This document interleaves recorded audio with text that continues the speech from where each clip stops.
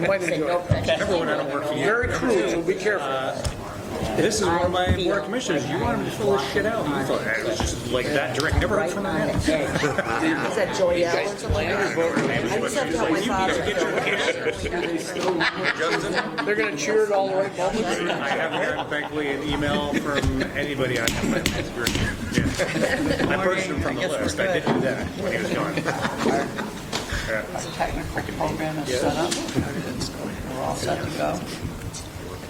Good morning, everyone. This is Tuesday, April 22nd, 2025, and it's the meeting number 544 being held at the William Boyd Conference Center in beautiful downtown Silver Bay. Not a lot of folks here this morning, but I'll just tell you my sole memory of Silver Bay. It's always been a spot on the edge of the lake or a spot off 9N. On your mode of travel. Well, a bunch of years back, one of my brother's grandkids was getting married, and they got married in Silver Bay. So Sandy and I show up on a gorgeous day in our wedding finery, and this nice man dressed as a pastor, very distinguished looking guy, shaking everybody's hands. We entered the little chapel down here, and when we got there, he stopped and he held my wife's hand, and he says, "Can I ask you something?" She says, "Yeah, sure." She says, and he hands her a piece of paper, a sheet music with words on it. He said, "Would you mind when the music starts and I'm walking down the aisle to get the wedding started, you stand up and start singing this?" And Sandy, even though she had a long term as a Sunday school administrator, she, huh? So then he looked at me and he started grinning, and I go, "Oh, he's got it right better than I've ever had in my life." She was so scared. And then, of course, he takes the paper away and says, "Welcome, welcome." All the way in. What's he talking about? What do you want me to do? So the wedding was not destroyed. It was lovely, but it was a guy that was a genius. I don't know who he was, but nice man. Anyways, I think we have a quorum this morning. Yep. We do. That's great. Now, we'll go to item 2, which is approval of meeting minutes and fiscal action. So let's do the approval of the meeting minutes for March 2025. So moved. Second. Motion made, motion second. Any discussion? Hearing none. Carried. I will abstain because I wasn't at the meeting. One abstention for absence. Okay. Duly recorded. Item B, approval of fiscal actions report for March 2025. So moved. To approve. Second. Motion made, motion second. Any discussion? Hearing none. That's carried. Now we All in favor? Yeah, aye. Thanks, Carla. You get me early? That's right, she sits next to him. It is why I sit next to him. I was disturbed because I'm going on to the next saddest part of the meeting. This is Erin's last day. She promised me last month that she would show up this day unless there was snow at Whiteface, and she would still be busy. We're going to miss her. As you all know, the makeup of the commission leaves one seat, the 10th seat on the commission, to be the commissioner of DEC, and they traditionally select somebody. And in my 18 years, Erin has been the best choice that we've ever had from the DEC. Thank you. A great gal. And in light of that, I'd like to read Resolution 2025-24, Erin Burns Recognition of Service to the Lake George Park Commission. Whereas Region 5 Permit Administrator Erin Burns has served as the New York State Department of Environmental Conservation's representative to the Lake George Park Commission Board of Commissioners for 5 years. And in her time with the Commission, Erin has shown herself to be an outstanding asset to the Commission Board, bringing a significant and detailed expertise in environmental policy, programming, and law.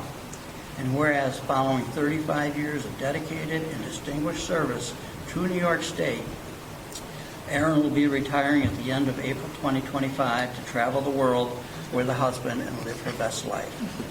Now, therefore, be it resolved that the full Commission Board and staff hereby thanks Erin for her contributions and service to the Commission and to New York State, wishing her the best in all of her future endeavors, hoping that she will find her way back to the Lake George region for an occasional visit to see her many friends at this agency, and as a reminder of the work that she has undertaken to preserve the beauty of Lake George, and the chair makes that as a motion to Second. adopt. Second. Here a second, and there is no discussion, and all in favor? Aye. And it is carried. Thank you,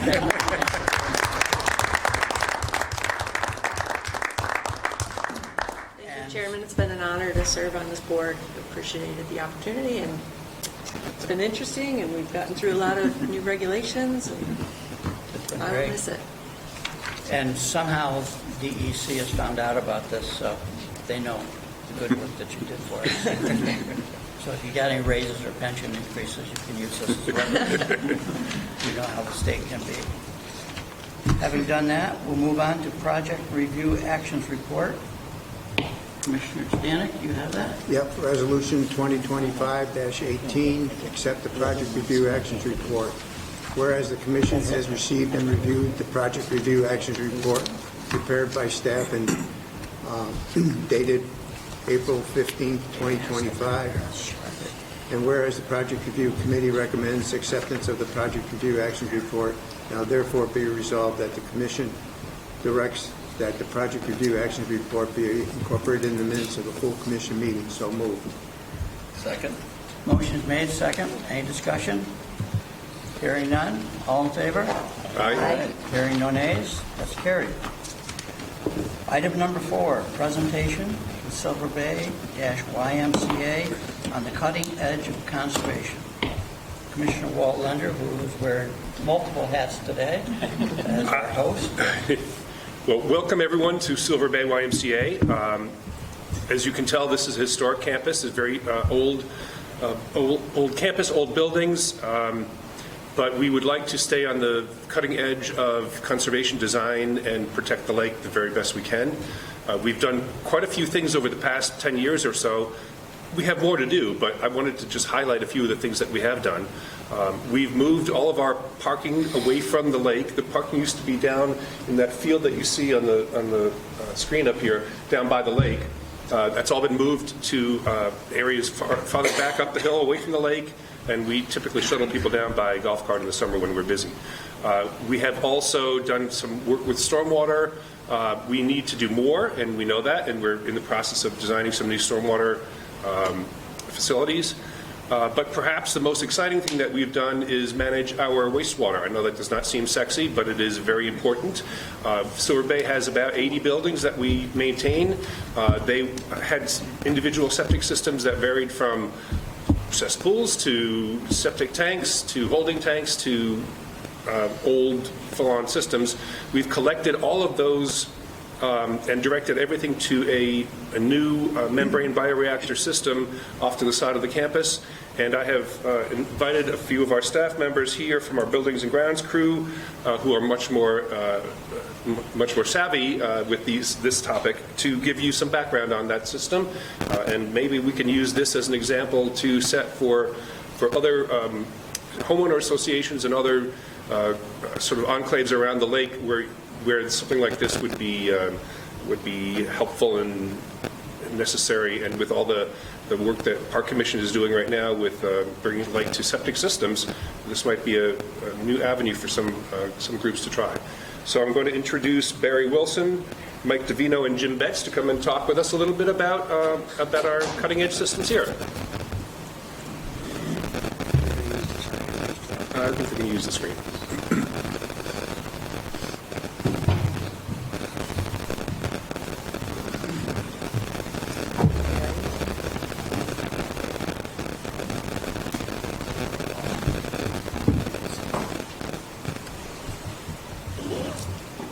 So just give us a second, we'll move over to the audience part.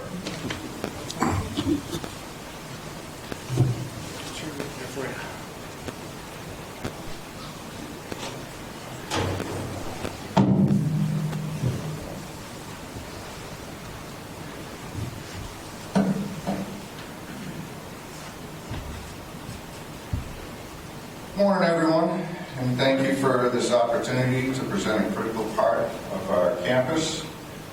Although largely an out-of-sight, out-of-mind part of the campus, it's vital that the wastewater plant remains operational 24 hours a day. Silver Bay campus covers approximately 650 acres, containing close to 60 buildings. There's about 35 sanitary manholes. They include bench work, grease traps, holding tanks, and lift stations to provide flow to the wastewater processing plant. This building is where several processes take place to ensure that the water will be sent back to nature, is free of solids, bacteria, and other harmful chemical compounds. Those processes are also regulated by the New York Department of Conservation, and they are equally as strict to ensure the lake does not receive any contaminated water. The first stage of the wastewater that enters the plant is the lift station. This is where the wastewater is collected for feeding the plant. A blower has been introduced to prevent settling and to keep the solids agitated and suspended in the wastewater. Float switches in the lift station determine when the pumps are turned on, sending waste to the plant, and they are turned off at a predetermined level. The first stage of the MBR treatment process is a drum screen. This is where the removal and collection of large solids that could potentially clog or damage the membrane happens. These solids are collected and bagged and disposed of properly. And from the screens, the wastewater is then discharged to the EQ tank.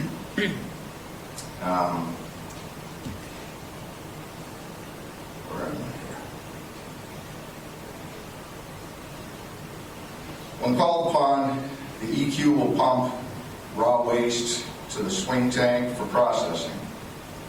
The process is an aerobic process, which means the introduction of air is what makes everything possible. The swing tank and MBR contain biology that require oxygen to do their jobs. There's one of our little friends called the stock cilia.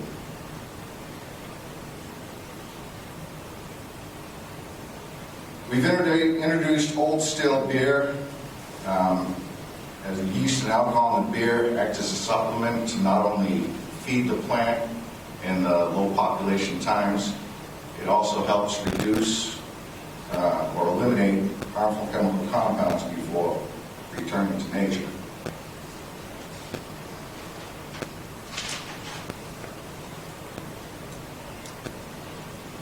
All activity and tests in the wastewater plant are recorded and documented daily. This test station here is where we determine the amount of biology in the tank.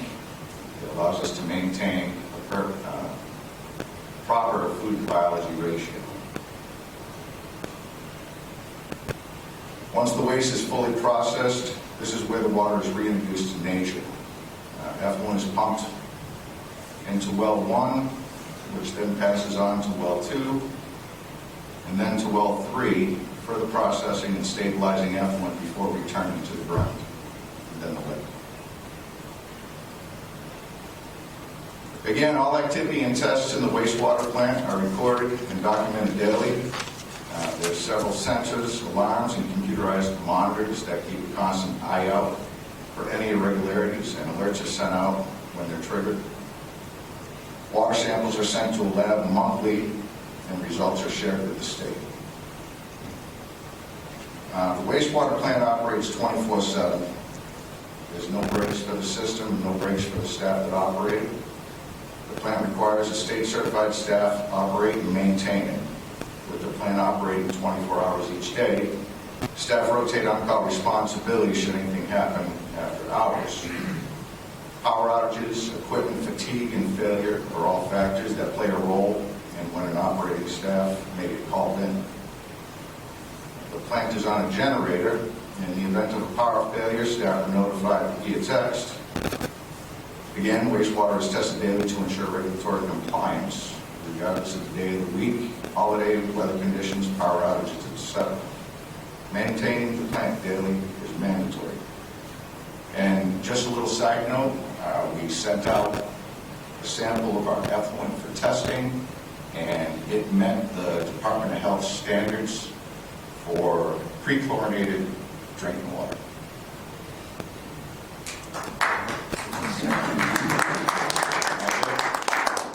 Any questions?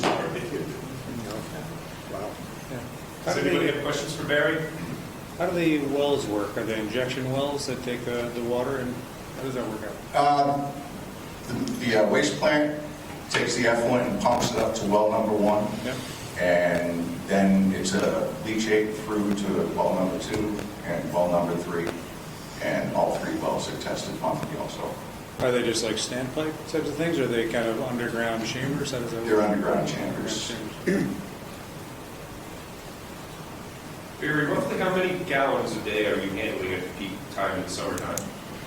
Peak time, it's around 30,000 gallons. License for 50,000? Okay. Yeah. And isn't one of the reasons that you chose this type of system because the footprint, it can do an incredible amount of work in a very small footprint compared to a traditional system that you need? I'm not sure why this system was chosen. I've worked at a few different systems now. This system is fantastic as far as the quality of the effluent going out. Yeah. Any other systems that I've operated, you always have a little bit in your effluent as far as solids go.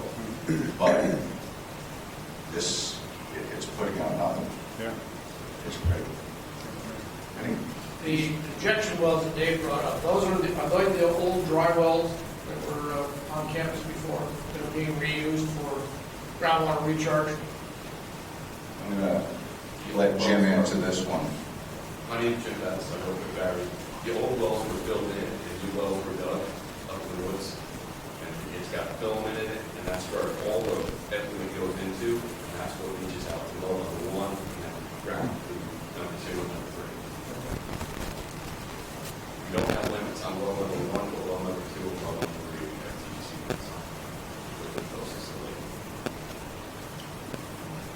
Dave, to answer your question about one of the reasons why it was chosen, as I recall, I was serving on the board at the time, it's also scalable, so if there's expansion on campus, if there's expansion within the neighborhood, you can add sections to this and just have it grow to meet the needs, even though at this point it's not close to its capacity. But if over time there's more need, it can be expanded. Great. Thanks. You said that you separated out the solids in the beginning. Are they disposed of on campus or taken off-site? They're removed by a waste company and brought to another facility.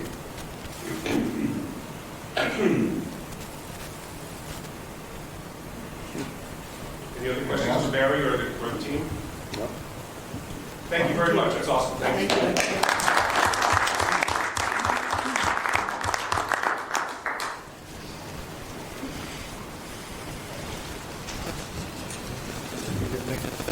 Mike, Jim, Barry, thank you. Thank you very much.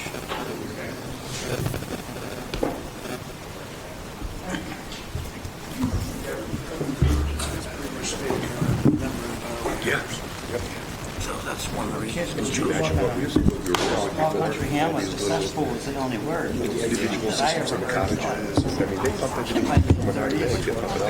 Yeah. And then it's gravity fed by the machine. That's where the old stuff. All right, yeah. Thank you.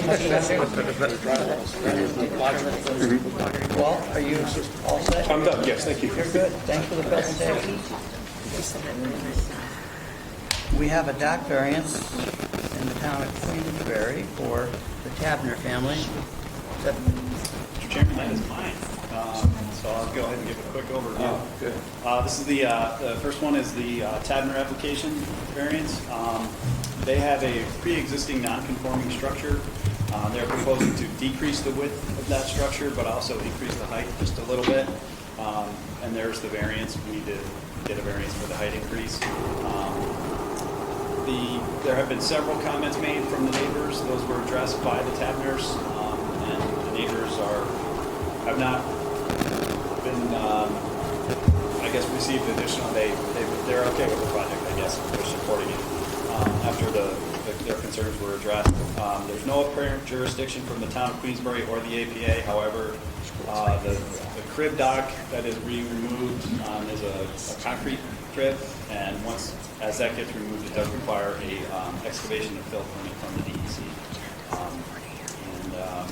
Other than that, Kate Tabner's here to either ask questions or provide additional details that I may have missed. Hi, good morning. Good morning. Thank you. I just have to note that my father, who was a sewer and water attorney, would have loved that presentation about Silver Bay and what they've done here. My sister and I own the property, and, our dock has been reaching its end of its life, and when we looked to redesign it, we sort of thought about what we needed. And, the large structure on the north side, we never really used beyond a certain point, so that's why we wanted to reduce that. The boat slip was slightly larger than we realized we needed, and the south side we thought we could reduce too. So overall, reducing it we thought was a good idea. But I'm here to answer any other questions. Anybody have any questions of the applicant? Feel free to sit down. Okay, and I just wanted to thank the staff. They've been very helpful throughout the process explaining things. We hear that a lot. Thank you. Anybody else here to speak on that project, for or again? We had a visit. Yes, we went out there. There was a few of us. And it's a project that's reducing their footprint in the setback. And changing from a solid crib dock to a pole, certain amount of environmental improvements in there. It sounds like it was a good solution. I don't know if anybody else wants to. Kathy, you were there. No, I think it's a good solution. I think everything is fine. Tom, you were there. I thought it was a good balance in what they're proposing, as opposed to the variance that they're asking for. I thought it was a good balance. Very good. Do we have a resolution? Yes. Resolution 2025-19, approve a dock variance application. Application number is DWM 24-30132. Applicant is Kate Tabner. Whereas the applicant has applied for a variance increase the height of a legally existing non-conforming sun deck, and whereas the Lake George Park Commission has reviewed the application supporting documents, comments received, and other information which appears in the record, and the Commission has a determination pursuant to 6 NY CRR 645-3.6 and the State Environmental Quality Review Act of 6 NY CRR 617.5 that the project is a Type 2 action and does not require any further review of potential impacts pursuant to this act, and whereas the action is a minor project pursuant to 6 NY CRR 645-5.3, public notice has been published and distributed consistent with the regulations, and whereas the applicant has applied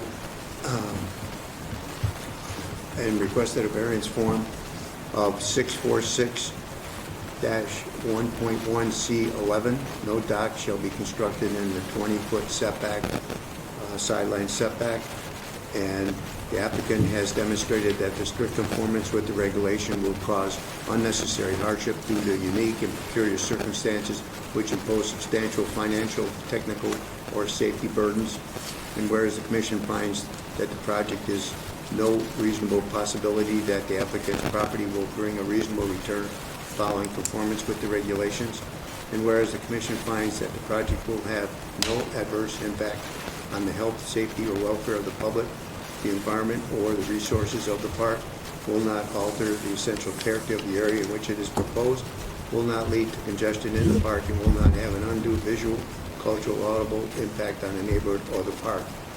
Therefore, the Lake George Park Commission hereby approves the above application as proposed. So moved. Motion? Second. Motion second. Any other discussion? All in favor? Aye. Hearing no nays, pass, and you're set to go. Good luck to you. Item 6, dock variance, Town of Queensbury, Verillo. This is also mine. The subject property has an also pre-existing non-conforming structure. It's a closed-sided boathouse that is narrow, and it also has a rolling door on it, which is pretty low, so you're very limited with what you can get in there as far as the boat is concerned. So they're proposing to actually widen that a little bit, and one of the piers is actually going to be extended, and that pier is also going to be 1.6 feet or 1.5 feet versus it's under 2 feet. So we need a variance for the dock itself to be increasing in height and also being in the 20-foot setback, and then the narrowing of the dock that is less than 2 feet wide. And the minimum lakefront is 45 feet, and this is a little bit less than that. I think it's 25 or 27. There are supporting comments from 4 of the neighbors for this project, and also there's no apparent jurisdiction for the Town of Queensbury, the PEC, or the APA. And Jamie Reel, the contractor's here for filling any gaps I did or answer any questions you may have. Hello, I'm Jamie Reel. I'm representing Verillo's. Their boathouse is built in the 40s. It's a little bit antiquated for modern boats, and we're just looking to extend the one leg and make the boathouse a sun deck, which is open, and use steel pilings rather than the cribs here. So. Anybody have any questions or comments? Feel free to sit down if you like. Do we have a visit? Yep, we visited, and it makes a lot of sense. I mean, the slip is pretty small now for supporting that type of boats in the public. And so, Kathy or Tom, you want to, anybody else? Again, it was a good proposal. The existing dock, as you said, is pretty old and pretty limited in use, so this is a reasonable proposal. All good. And this project hits 2 of the goals that the commission always likes to see: go from closed-sided boathouse to open-sided boathouse, and go from continuous crib dock to individual piles, along for better circulation. So some of the variances that we see here, just want the public to note, are improvements to the property, things that the commission likes to see from an environmental and from an aesthetic standpoint. So giving variances aren't always giving way to farm to improve and increase property types of things. They're improvements that add value to the lake and to the neighborhood. So, thank you. Thanks, Dave, that's true. We have a resolution? Resolution 2025-20. Application numbers DWM 254023. Applicant is Joe and Sunday Verillo. Whereas the applicant has applied for a variance to increase the height and legally existing non-conforming sun deck and use a pier that is less than 2 feet wide. And whereas the Lake George Park Commission has reviewed the application, supporting documents, comments received, and other information which appears in the record, the Lake George Park Commission has made a determination pursuant to 6 NYS 645-3.6 and the State Environmental Quality Review Act of 6 NYS 617.5 that the project is a Type 2 action, does not require further review of potential impacts pursuant to this act, and whereas the action is a minor project pursuant to 6 NYS 645-5.3, and public notice has been published and distributed consistent with the regulations. Whereas the applicant has requested a variance from 646-1.1C4, the minimum allowable width of any dock is to be 2 feet, and 646-1.1C11, no dock shall be constructed in the 20-foot setback, sideline setback, and 646-1.1C7, a minimum of 45 feet of lakefront is required for a dock, and a minimum of 66 feet of lakefront is required for a U-shaped dock. Whereas the applicant has demonstrated strict conformance with the regulation will cause unnecessary hardship due to unique and peculiar circumstances which impose substantial financial, technical, or safety burdens, and where the commission finds that the project is no reasonable possibility that the applicant's property will bring a reasonable return from following conformance with the regulation, and the commission finds that the project will have no adverse impact on the health, safety, or welfare of the public, the environment, or the resources of the park, will not alter the essential character of the area in which it is proposed, will not lead to congestion in the park, and will not have an undue visual, cultural, or audible impact on the neighborhood or the park. Now therefore we resolve the application, the Lake George Park Commission hereby approves the above application as proposed. So moved. Motion's made, motion second. Any further discussion? Hearing none, all in favor? Aye. Carried. Now we gotta go into a slow talking show. Because we're almost done with the meeting, it's still early. Record setting. How about a law enforcement committee report? Okay, the Law Enforcement Committee met at 9:30 this morning, and Lieutenant Joe Johns gave us a nice report, and started out with, first of all, the patrol boats are being launched for the season, and Joe took out some of the boats and found out the 2 brand new engines are working really well. And boater safety classes have started. We've had 2 classes so far, and patrols will begin on May 1st. That's just next week, and we'll put in 1 patrol boat, 1 patrol a week, and 2 during the weekdays, 2 on weekends, and then when June comes around, Memorial Day weekend, June, we'll start adding more.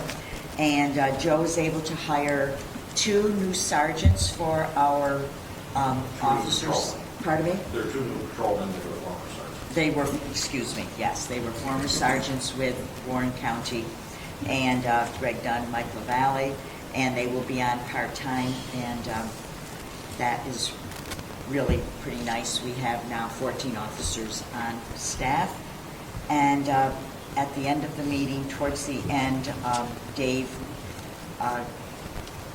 mentioned that our refuse study has progressed really well, and because we had done a former study in 2015, and now 10 years later, the study will be it's started and it's progressing well, and it'll be done by the end of the season. And we're also hoping to bring out some of the LGA new people on our boat for our milfoil work. And unless I missed anything, any additions or deletions, I would like to submit this. We all set? We're all set. Okay, so I make a motion to accept the Law Enforcement Committee, and I will read the resolution right now. Resolution 2025-21, acceptance of the Law Enforcement Report, whereas the Law Enforcement Committee met on April 22, 2025 to review matters pertaining to the Lake George Park Commission's Marine Patrol and the Commission's law enforcement program, and whereas the active law enforcement cases and their status were reviewed in executive session, and whereas the Law Enforcement Committee has reported on the results of that committee meeting at this full commission meeting, and whereas the Law Enforcement Committee recommends acceptance of this month's law enforcement report, now therefore be it resolved that the commission accepts the report of the Law Enforcement Committee. Make a motion. Second. Motion's made, motion second. Thank you. So, it's passed? Yep. All set? All in favor? All in favor? All in favor? Aye. Aye. Carried. Thank We you. get through it. Got a running Thank you. Item number 8 is the concern of selecting a consultant for the Lake George Regional Septic Disposal Study. And Mr. Wick is very knowledgeable in this, so we'll let him introduce the resolution.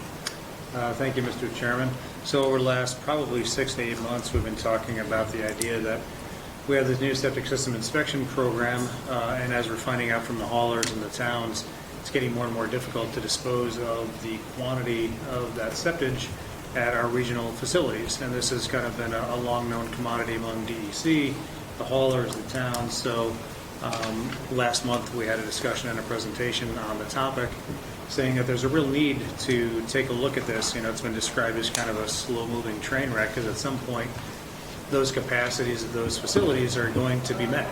So I mentioned earlier that we've been meeting with every local town supervisor to talk about rec use issues, and pretty much every conversation ended up talking about wastewater. One of the conversations we had with Supervisor Wright from the town of Ticonderoga, he said, I don't even know if the town of Ticonderoga is going to continue accepting outside septic in the future. We have our challenges with disposal of the solids, we have PFAS, we have all these other challenges.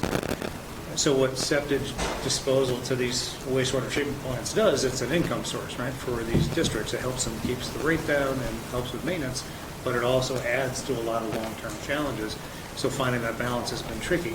And the same can be said for the village of Lake George and the city of Glens Falls, and further going down Saratoga as well in Washington County. So as an example, the city of Glens Falls used to just, 3 years ago, take 30 loads a day of septic disposal. Now they do 8. The village of Lake George was taking 45,000 gallons per day. Now they do 14,500. Ticonderoga was doing a minimum of 15 per day, and the supervisor says it may go down to 0.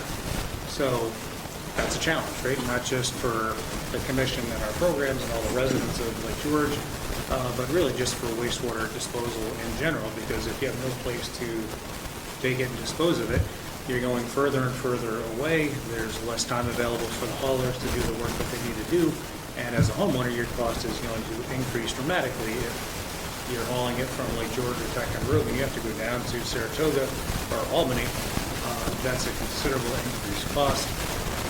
Is there a solution to that right now? We don't know. So hence the idea that why don't we put some money towards hiring a qualified firm that knows a lot about these topics, and just to do a deeper dive and present a case for how these facilities could be upgraded in the future. You know, we're not talking in the next year or two. We're talking 5, 10, 15 years.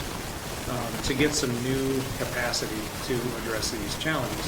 So in talking to some of the experts in the field, they note that capacity increases for outside septic has not traditionally ranked very high on the DUC and ESC ranking lists, right? They have certain criteria, and that's not one that ranks overly high.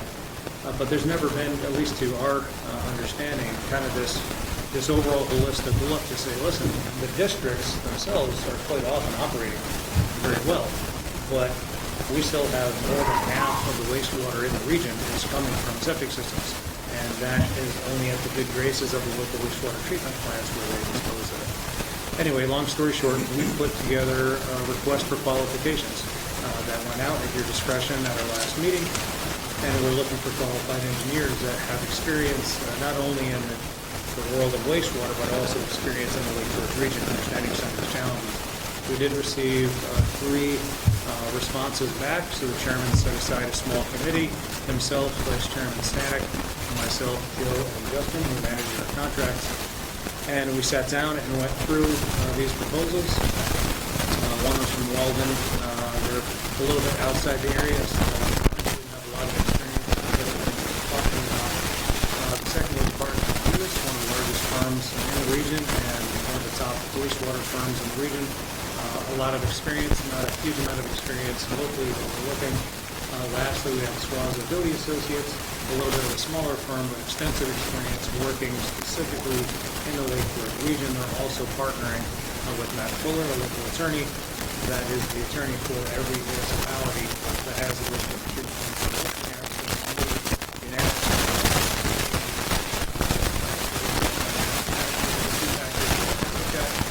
Technical component.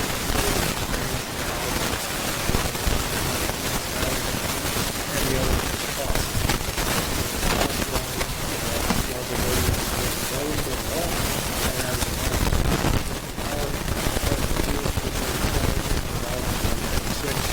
So what Justin has to do in the contract on this today is to alter that we could look at these proposals, look at the qualifications, and if you guys approve it today, and we start on that path, let's get the next step forward. And then it's up to the chairman who you want to work with this consultant, the staff,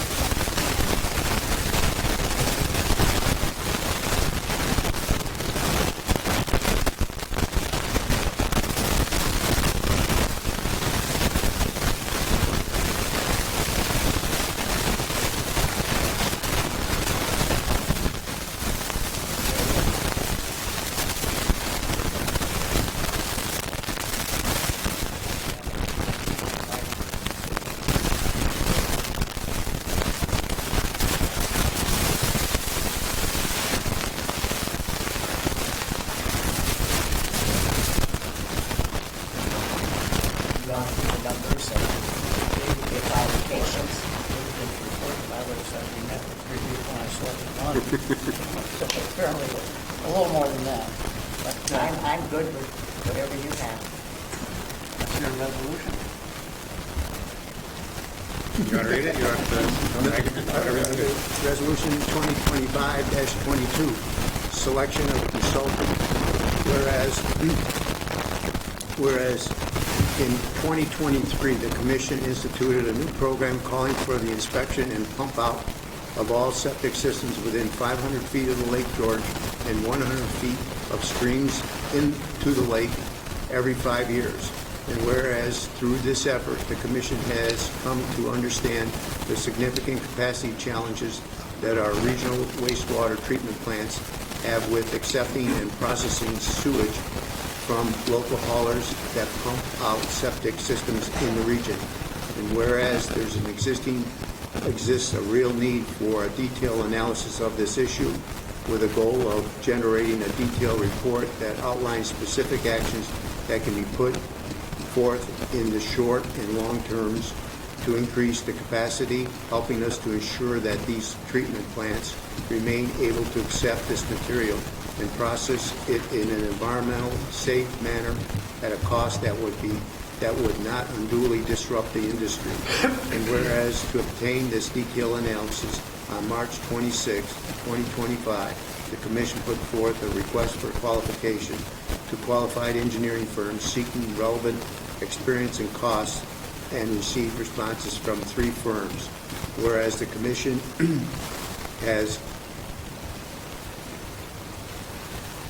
Whereas the Committee of Commission Board and staff evaluated and ranked the submittal and recommends that the engineering firm Associates Dodd and Associates PLC be accepted as the consultant to assist the Commission in this endeavor.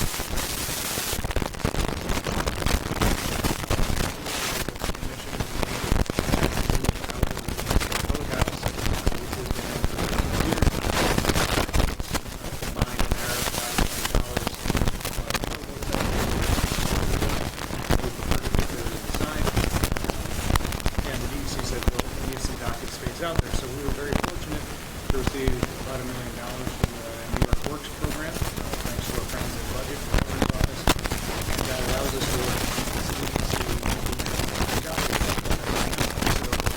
working together with them.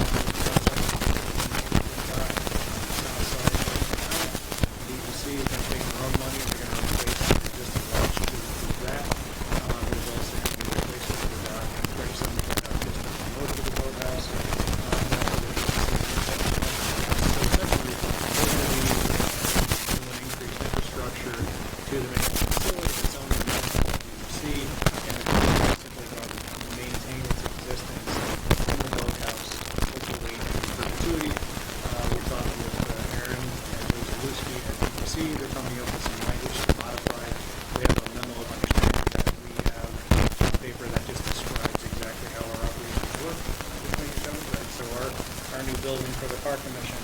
It's actually a DEC building, right? So it's on DEC land, so by state law, any structures on state land in that are in the park have to be owned by DEC. So we have MOUs if the commission resides in that building, we have the same agreement that we reside on Green Island.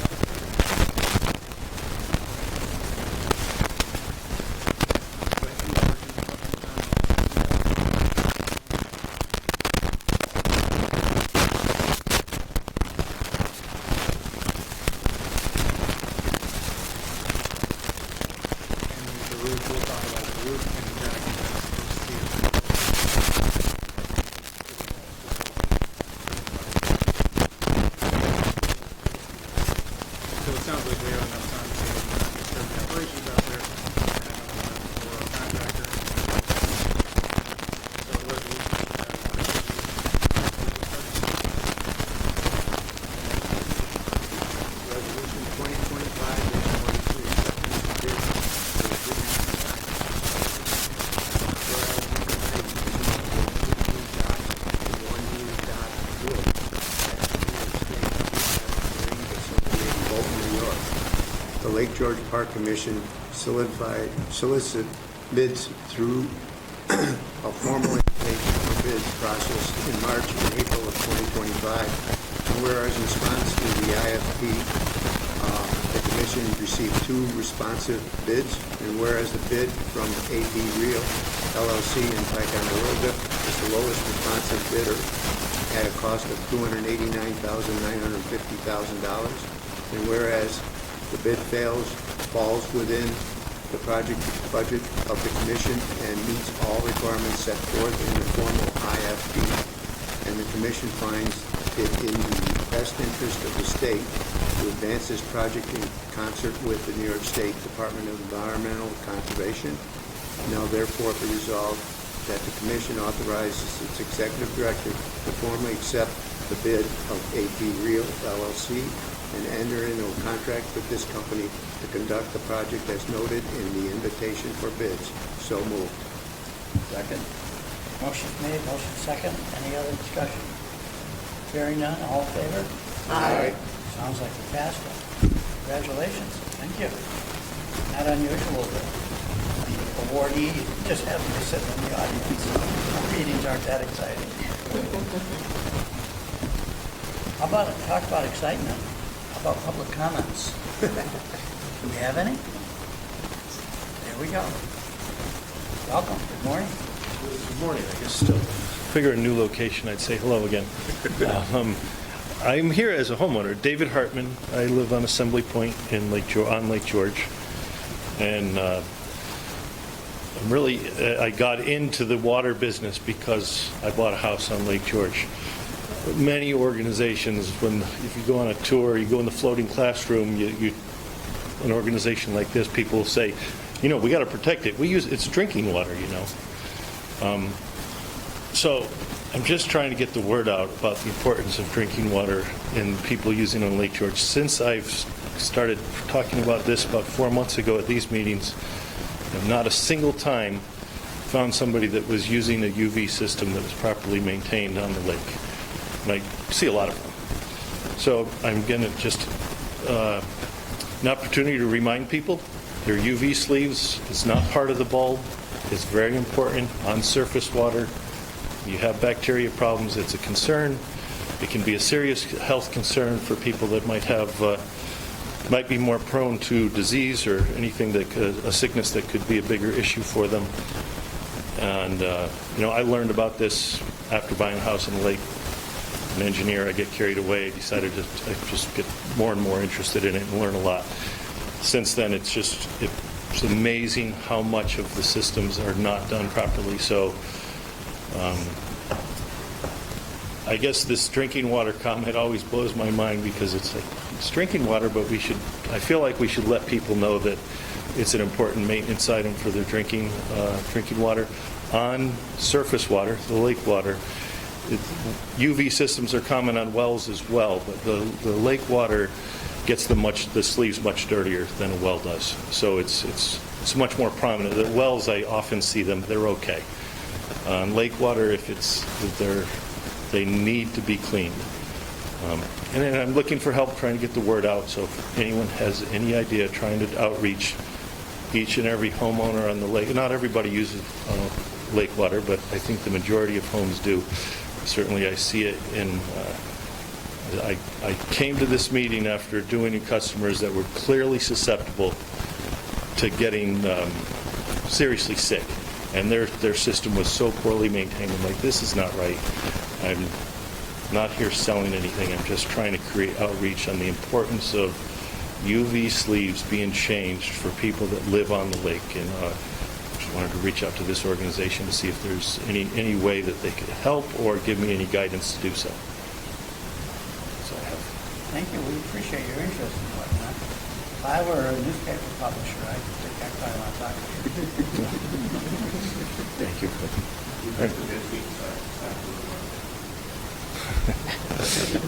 All right, thank you. Thank you. Anybody else here from the... Yes, Mr. Novitsky. We're not too far from your home, so you could sleep in this morning. I know, I appreciate that. And I just thank you for coming to the hometown of the Waterkeeper on Earth Day. And, you know, as Arlo Guthrie may say, it may be a coincidence, but I'll take it. So, but I want to wish you all happy Earth Day and thank the Commission for the work that you do to protect the lake. It means a lot to many of us and doesn't get recognized enough. So thank you for that. I'm not sure that you were here when we were talking about it this morning, but talking about the LGA's cooperation with the Park Commission on some of our external projects, so you might want to keep that in mind. Some of that will be going on. Yeah, I appreciate that. And, you know, Walt, thanks for the information regarding Silver Bay, all the work they do. And should be recognized, Commissioner Jarrett may remember that they were the first low-impact development certified project, was the relocation of the parking lot. And so that was, you know, we were proud to work with Silver Bay on that, and, you know, it set a good standard. So, and the MBR is just an incredible wastewater treatment plant, and you definitely should be recognized for that as well. So thank you. Oh, Chris, I just thought I would interject here. Aren't you having on May 15th in the afternoon, a lake protection day? Yes. That sounds really The Lake Protectors Summit will be on May 15th. Thank you, Kathy. It's at the Marriott down in Lake George Village, going from 1 to 4. Dr. Kevin Rose from the Jefferson Project will be there to talk about their work, and as well as the new executive director, Brendan Wiltsey, to talk about how these two projects go together and further study the lake and to improve water quality. So, and there will be a reception, I believe, on the roof after the summit. So, Weather permitting? you know, there's no such thing as bad weather, only bad gear. So, we'll save you a dry spot, Commissioner. Thank you. Appreciate it. Have we exhausted our public inventory? I think we have. That calls for... Move to adjourn? Motion to adjourn has been made, seconded. All in favor? Any discussion? Carrie? Aye. He did it on purpose. I swear he did it on purpose. He starts to twitch.